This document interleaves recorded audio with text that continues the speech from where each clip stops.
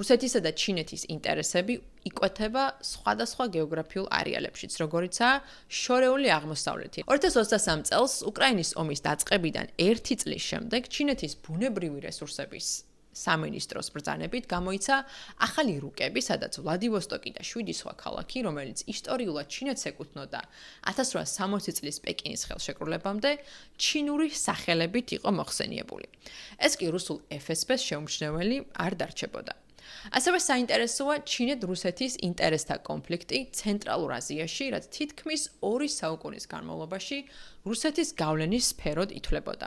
მაგრამ ბოლო 20 წლის განმავლობაში ჩინეთმა დაიწყო მასშტაბური პროექტების განხორციელება თავისი სარტყელი და გზის პოლიტიკის ფარგლებში, უზბეკეთში, ყაზახეთში, ყირგიზეთში, ტაჯიკეთსა და თურქმენეთში, რაზეც დეტალურ ინფორმაციას ამ ვიდეოების სერიიდან მიიღებთ. 2023 წლისათვის ჩინეთმა ოფიციალურად ჩამოიტოვა რუსეთი და გახდა ყველა ცენტრალური აზიის ქვეყნის წამყვანი სავაჭრო პარტნიორი.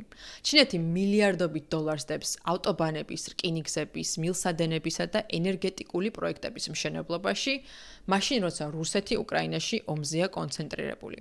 2023 წელს პრეზიდენტმა სი ძინპინმა უმასპინძლა პირველ ჩინეთ-ცენტრალური აზიის სამიტს, სადაც რუსეთი არ იყო მიწვეული, რამაც მოსკოვი კიდევ უფრო შეაშფოთა.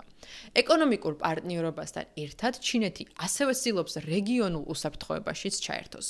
ჩინეთმა უკვე გახსნა ანტიტერორისტული ბაზა ტაჯიკეთში, ავღანეთის საზღვართან ახლოს და 2024 წელს გავრცელებული ცნობებით მიაწოდა დრონები ყაზახეთს და საზენიტო სარაკეტო სისტემები უზბეკეთს.